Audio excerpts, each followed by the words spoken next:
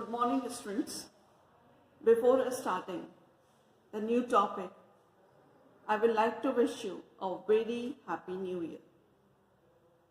आज हम लोग नॉन एक्वस सॉल्वेंट्स में नया टॉपिक लिक्विड सल्फर डाइऑक्साइड को स्टडी करेंगे। लिक्विड सल्फर डाइऑक्साइड स्टडी करने से पहले हम लोग लिक्विड अमोनिया को स्टडी कर चुके हैं। लिक्विड सल्फर डाइऑक्साइड जो है ये हमारा आपका पहला नॉन एक्वस सॉल्वेंट है जिसको कि डिटेल में स्टडी किया गया था। लिक्विड सल्फर डाइऑक्साइड एक अप्रोटोनिक सॉल्वेंट है,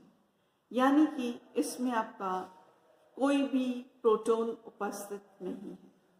लिक्विड सल्फर डाइऑक्साइड जो है इसको हम आपका कंसिडर कर सकते हैं as a resonance hybrid of the following structures, यानी कि ये वाले जो दो स्ट्रक्चर्स हैं, इन दोनों स्ट्रक्चर्स जो कि हमारे रेजोनेटिंग स्ट्रक्चर्स हैं, इनकी आपका रेजोनेंस हाइब्रिड इसको यानी कि अनुनादी आपके जो है संरचना, इन दोनों के बीच में आपका लिक्विड सल्फर डाइऑक्साइड की, यानी कि हम ये कह सकते हैं कि जो लिक्विड सल्फर डाइऑक्साइड का स्ट्रक्चर है, स्ट्रक्चर वन जो कि आपका रेजोनेटिंग स्ट्रक्चर का ये है और ये आपका जो सेकंड आपका स्ट्रक्चर है, इन दोनों के बीच में आपका लिक्विड सल्फर डाइऑक्साइड का स्ट्रक्चर है। लिक्विड सल्फर डाइऑक्साइड की जो डाइलेक्ट्रिक कांस्टेंट की वैल्यू होती है वो होती है 15.4 होती है, जल की जबकि होती है 26.7, यानी कि हम वाटर से तुलना करते हैं तो लिक्विड सल्फर डाइऑक्साइड की जो डाइलेक्ट्रिक कांस्टेंट की वैल्यू है वो हमारे आपके काफी कम होती है, और ये डाइलेक्ट्रिक कांस्टेंट की वैल्यू कम होने की वजह से आपका लिक्विड सल्फर डाइऑक्साइड जो होता है आपका कोवलेंट सब्सटेंस के लिए आपका बेटर सॉल्वेंट होता है आयनिक सब्सटेंसेस की तुलना में। यानी कि हम ये कह सकते हैं कि जो हमारे आपके कोवलेंट कंपाउंड्स होंगे वो लिक्विड सल्फर डाइऑक्साइड में इजीली सॉल्युबल होंगे as compare to the other solvents जिसकी कि आपके डाइलेक्ट्रिक कांस्टेंट की वैल्यू जो होती है हाई होती है। नाउ लिक्विड सल्फर डाइऑक्साइड में बहुत सारे आयनिक कंपाउंड जो होते हैं वो भी हमारे सॉल्युबल होते हैं, काफी इजीली आपके वो विलयशील आपके हो जाते हैं। और वो विलयशील कंपाउंड हमारे क्यों कौन कौन से हो सकते हैं, वो हमारे आपके हो सकते हैं कि जिनका कि आयंस का साइज काफी बड़ा हो। फॉर एग्जाम्पल आयोडाइड आयन है, थायोसाइनेट आयन है, और इस प्रकार के जो भी हमारे आयन्स हैं वो लिक्विड सल्फर डाइऑक्साइड में इजीली सॉल्युबल हो जाते हैं। और इसका एक कारण ये क्योंकि ये जो कंपाउंड्स जो हैं हमारे आयनिक कंपाउंड जिसमें कि यानी कि आयोडाइड्स हो, थायोसाइनेट्स हो, इनकी जो लेटेस्ट एनर्जी की जो वैल्यू होती है यानी कि जालक ऊर्जा की जो वैल्यू आपके होती है वो काफी कम होती है। इस वजह से ये हमारे जो है कोवलेंट कैरेक्टर इसमें हमें आपका मिलता है, और उसी की वजह से हमारे ये कंपाउंड जो है लिक्विड सल्फर डाइऑक्साइड में इजीली सॉल्युबल हो जाते हैं। लेकिन कुछ एक्सेप्शंस हमारे हैं जो कि हमारे पास छोटे साइज का होने की वजह से भी और वो आपके लिक्विड सल्फर डाइऑक्साइड में सॉल्युबल आपके हो जाते हैं। फॉर एग्जांपल लिथियम फ्लोराइड जो हमारा है ये भी हमारे इसका है, और इसमें हम आपका कह सकते हैं कि इसमें हमारे पास जो लिथियम फ्लोराइड में हाई सॉल्वेशन एनर्जी हमारे रहती है, इस वजह से भी हमारे सॉल्युबल रहते हैं। नाउ जो हमारे पास कंपाउंड्स है जहाँ पे कि हमारे पास आपका कोवलेंट बॉन्डेड स्ट्रक्चर है, यानी कि वो यौगिक जिसमें कि हमें आपका कोवलेंट बॉन्ड हमें आपका फॉर्म होता है। फॉर एग्जाम्पल ब्रोमीन आपका हो गया, या हम इसको कह सकते हैं आयोडीन हमारा हो गया, बोरोन ट्राइक्लोराइड है, फास्फोरस ट्राइक्लोराइड है, कार्बन डाइऑक्साइड है। इस तरह के जो हमारे पास कंपाउंड्स हैं वो कंपाउंड्स हमारे लिक्विड सल्फर डाइऑक्साइड में कंप्लीटली आपके मिसिबल हो जाते हैं, क्योंकि ये जो कंपाउंड्स हैं ये हमारे लिक्विड्स हैं। तो लिक्विड्स जब लिक्विड से मिलते हैं तो हम उसको आपका मिश्रणीय बोलते हैं, तो इसलिए हम यहाँ पे वर्ड मिसिबल हमने आपका काम में किया है।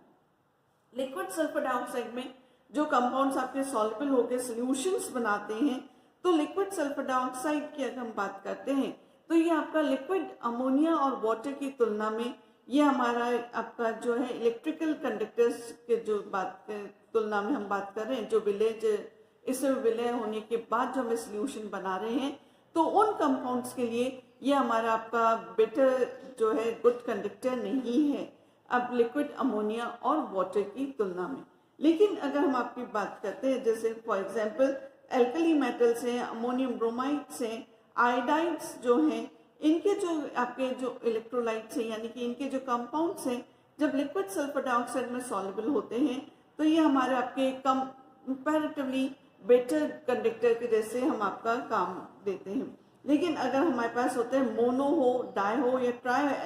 एल्काइल अमोनियम सॉल्ट्स अगर रहते हैं, उसके लिए ये हमारे काफ़ी बेड कंडक्टर्स हैं, इसको हम आपका कह सकते हैं these are the very very poor conductors इनके सॉल्यूशंस के लिए। तो जो हमारा इनका जो ऑर्डर ऑफ इंक्रीजिंग डिसोसिएशन और कंडक्टिविटी का अगर हम आपका इलेक्ट्रोलाइटिक जो है इलेक्ट्रोलाइट्स की जो बात करते हैं, तो उसमें अगर हम आपका इसका डिसोसिएशन का और कंडक्टिविटी की अगर हम बात करते हैं, तो केटाइन्स के जो हमारे पास होता है, ये हमारा आपका जो होता है रफली हम इसको कह सकते हैं जस्ट रफली proportional to the size of the cation, यानी कि हम इसको प्रॉपर्ली हम इसको नहीं कह सकते कि साइज के ऊपर ही डिपेंड कर रहा है, लेकिन ये ज्यादातर ये हमारा साइज के ऊपर हमारा आपका डिपेंड करता है। तो इसमें जो हमें आपका ऑर्डर मिलता है वो हमें आपका sodium ion is less than आपका ammonium ion which is less than potassium ion which is less than rubidium ion, इस तरह से हमें आपको यहाँ पे ये ऑर्डर मिलता है। तो लेकिन अगर हम इसकी बात करते हैं एनाइंस के केस में, अगर हम इसकी बात करते हैं तो एनाइंस के केस में जब इसकी बात करते हैं तो एनाइंस में हमारा आपका cyanide ion is less then chlorate ion, then it is less than chloride, then it is less than bromine and it is less than iodine। तो हमें यहाँ पे आपका इस तरह से इसमें ऑर्डर हमें आपका मिलता है। तो यहाँ पे जो हमारे पास ये है कि हम इसको ये कह सकते हैं कि जो आपका एनाइंस के केस में जो है आपका जो साइज है वो भी आपका काफ़ी ऑपरेटिव रहता है इस सीरीज में। तो यहाँ पे हमें आपका जो लिक्विड सल्फर डाइऑक्साइड्स की अगर हम बात करते हैं तो लिक्विड सल्फर डाइऑक्साइड के भी जो रिएक्शंस है हमें उसी भांति स्टडी करना है जिस तरह से हमने आपका लिक्विड अमोनिया के रिएक्शंस को देखा था या लिक्विड अमोनिया में केमिकल रिएक्शंस को देखा था। तो केमिकल रिएक्शंस जो हम आपका लिक्विड सल्फर डाइऑक्साइड के स्टडी करेंगे वो हमारे आपके हो जाते हैं एसिड बेस रिएक्शंस हो जाते हैं, रिडॉक्स रिएक्शंस हो जाते हैं, प्रेसिपिटेशन रिएक्शंस हो जाएंगे, कॉम्प्लेक्स फॉर्मेशन रिएक्शंस होंगे, सॉल्वोलाइसिस रिएक्शन होंगे, रिएक्शन विद ऑर्गेनिक कंपाउंड्स, यानी कि हमें आपका जो केमिकल रिएक्शंस को जो स्टडी करना है हमें इन 5-6 कैटेगरीज में हमें इसको स्टडी करना है। नाउ यदि हम आपको बात करते हैं आपका रिडॉक्स रिएक्शन की, अगर हम आपका बात करते हैं तो रिडॉक्स रिएक्शन में करने से पहले लिक्विड सल्फर डाइऑक्साइड के रिडॉक्स रिएक्शन को स्टडी करने से पहले यदि हम आपका लिक्विड सल्फर डाइऑक्साइड की वजह से पहले हम आपका स्टडी करें सल्फर डाइऑक्साइड गैस की। नाउ लिक्विड सल्फर डाइऑक्साइड की तुलना में जो सल्फर डाइऑक्साइड गैस है ये हमें आपका ऑक्सीडाइजिंग एजेंट के जैसे भी काम करता है और ये आपका रिड्यूसिंग एजेंट के जैसे भी काम करता है। तो ये हमारा कैसे हमें पता चलेगा कि ऑक्सीडाइजिंग एजेंट के जैसे काम कर रहा है या रिड्यूसिंग एजेंट के जैसे, ये हमें आपका डिपेंड करता है कि हमारे जो भी आपका रिएक्टेंट्स हैं वो आपका कौन कौन सा सब्सटेंस आपके रिएक्ट करके आपका प्रोडक्ट फॉर्म आउट करें, उसके ऊपर आपका सल्फर डाइऑक्साइड गैस जो है वो हमारा बता पाएगा कि whether the particular substance will act as a oxidising agent और एज अ रिड्यूसिंग एजेंट। लेकिन अगर हम आपका लिक्विड सल्फर डाइऑक्साइड की बात करते हैं तो लिक्विड सल्फर डाइऑक्साइड गैस की तुलना में या हम ये कह सकते हैं ये हमें आपका डिस्टिंक्टली हमें आपका शो नहीं करता है आपका ऑक्सीडाइजिंग प्रॉपर्टीज को और रिड्यूसिंग प्रॉपर्टीज को। ना कुछ रिएक्शंस हमारे हैं जहाँ पे कि हम आपका रिडॉक्स रिएक्शंस को स्टडी कर सकते हैं और ये रिएक्शंस जो हैं ये हमारे पास बहुत कम है आपके sulphur dioxide liquid sulphur dioxide में स्टडी। और इसमें से अगर हम आपका एक रिएक्शन की हम बात करें तो यहाँ पे हम आपका लेते हैं, अगर हम आपका पोटेशियम आयोडाइड की रिएक्शन करवाते हैं विद एंटीमनी पेंटाक्लोराइड के साथ, यहाँ पे एंटीमनी जो है वो ऑक्सीडेशन स्टेट 5 में है। तो जब ये आपका लिक्विड सल्फर डाइऑक्साइड में रिएक्शन करता है तो हमें आपका K3SbCl6 का हमें आपका प्रेसिपिटेट फॉर्म होता है और इस रिएक्शन में हमें आपको एंटीमनी क्लोराइड SbCl3 और आयोडीन हमें आपका निकलता है। तो this is one of the example जहाँ पे कि हम आपका ये रिडॉक्स रिएक्शन का एग्जांपल है। तो ये जो हमारे पास इस तरह के जो रिएक्शंस हैं इसको हम आपका कंडक्टोमेट्रिकली भी हम आपका स्टडी आउट कर सकते हैं। रिडक्शन जो आपका है आयोडीन का जो लिक्विड सल्फर डाइऑक्साइड में है, हम इसको कैसे बता सकते हैं कि यहाँ पे जो हमारे पास आयोडाइड है this is in the -1 oxidation state है, और ये यहाँ पे हमें आपका 0 ऑक्सीडेशन स्टेट में मिल रहा है। दैट इज आपका क्या हो रिएक्शंस जो है हमारा -1 to 0 में गया, इट मीन्स कि ऑक्सीडेशन हमारा हो रहा है, और ये हमारा आपका क्या होगा रिड्यूसिंग सब्सटेंस के जैसे काम करेगा। नाउ इसके बाद अगर हम आपका बात करते हैं तो हम एसिड बेस रिएक्शन की अगर हम बात करें तो एसिड बेस रिएक्शंस जो हमारे होते हैं वो भी हमारे आपके लिक्विड सल्फर डाइऑक्साइड के जैसे हमने करा था, बिल्कुल उसी भांति होंगे जिस तरह से हमारा लिक्विड अमोनिया के केस में हुआ। इसमें जो हमारे पास ऑटो आयनाइजेशन जो हमारा होता है, तो लिक्विड सल्फर डाइऑक्साइड जो हमारा है वो हमारा आपका ऑटो आयनाइज होता है, और ऑटो आयनाइज होके ये हमें आपका देता है जो हमारा SO2 जो है प्लस दूसरा आपका SO2 molecule, it gives me SO plus ion and हमें यहाँ पे SO3 माइनस आयन हमें आपका ये फॉर्म आउट हो रहा है। नाउ ये जो आयन्स हमें आपके फॉर्म आउट हो रहे हैं, I am sorry this SO2 SO plus 2 ion, तो हमें यहाँ पे आपका इस तरह से हमें आपका फॉर्म आउट हो रहा है। ना यहाँ पे अगर हम आपका देखते हैं तो हम यहाँ पे कह सकते हैं कि हमारे पास जो है दिस इज माय एसिड 1, ये मेरा एसिड 1 हो गया, this is my base 2, second को हमने आपका एसिड बेस 1 ले लिया, और इसके बाद जो हमारा SO प्लस 2 बना है this is my acid 2, because यहाँ पे क्या हुआ कि आपका ऑक्सीजन इसमें निकल रहा है, that is this is my acid 1, this is my base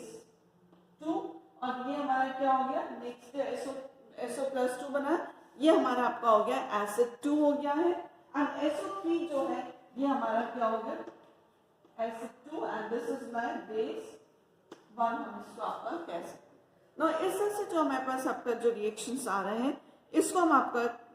बता सकते हैं कि हमारे इसमें आपका एसिड बेस रिएक्शंस है। ना ये जो कंसेप्ट का बेसिस जो हमारा है ये हमने स्टडी करा है on the basis of the Brønsted-lorry concept के बेसिस पे हमने आपका इसे बताया है, जहाँ पे कि हमारे रिएक्शन में सेम आपका कॉन्जुगेटेड एसिड बेस हमारे फॉर्म आउट होता है। ना इससे बाद जो हमारे पास जो सल्फर डाइऑक्साइड जो होता है ये एम्फोप्रोटिक हमें ट्रांजिशन हमें आपका इसमें नेचर का होता है, या हम इसको ये कह सकते हैं इसके बहुत सारे जो रिएक्शंस हमारे होते हैं लिक्विड सल्फर डाइऑक्साइड के, ये हमारे एम्फोटेरिक हाइड्रोक्साइड्स की भांति जैसे कि वाटर आपका जहाँ पे सॉल्वेंट के जैसे काम करते हैं वहाँ पे होते हैं। जबकि हम इसका यहाँ पे एग्जाम्पल ले सकते हैं कि अगर मान लीजिए हम आपका एल्यूमिनियम क्लोराइड की रिएक्शन हम आपका करवाते हैं in the sulphur dioxide medium में हम आपका लेते हैं, और जब एल्यूमिनियम क्लोराइड आपका रिएक्ट आउट करता है विद टेट्रामिथाइल अमोनियम सल्फाइड के साथ, नाउ टेट्रामिथाइल अमोनियम सल्फाइड हमारा क्या होगा CH3 होल 4 इन, ये हमारा हो गया SO3 हमारे पास, ये हमारे पास आपका हो गया। नाउ टेट्रामिथाइल सल्फाइड जो हमारे पास है ये जब हमारा आपका रिएक्ट आउट करता है विद एल्यूमिनियम क्लोराइड के साथ में हमारा आपका रिएक्ट आउट करेगा,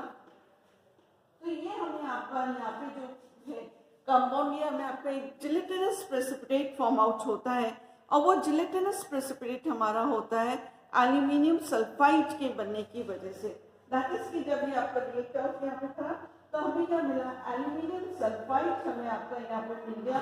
तो ये तो हमारा जो हो गया ये हमारा जिलेटिनस प्रेसिपिटेट है, और यहाँ पे साथ में हमें आपका क्या मिल जाएगा CH3 होल 4 इन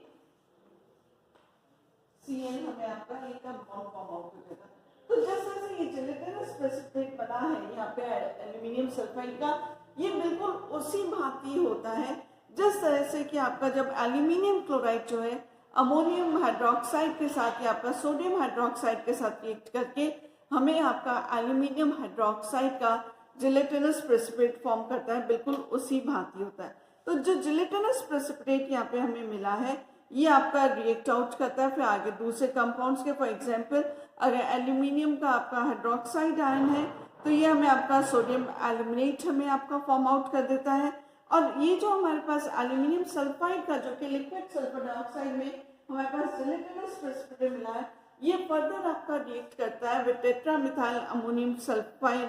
के साथ रिएक्ट आउट करके ये हमें इसका यहाँ पे आपका एक अडक्ट फॉर्म आउट कर देता है, बिल्कुल उसी भांति जिस तरह से कि आपका हाइड्रोक्साइड के फॉर्म में हमें आपको मिलता है। तो ये हमारे जो रिएक्शन से ये हमारे आपके एसिड बेस रिएक्शन और रिडॉक्स रिएक्शन से नेक्स्ट क्लास में हम आगे वाले रिएक्शंस को स्टडी करेंगे। Thank you.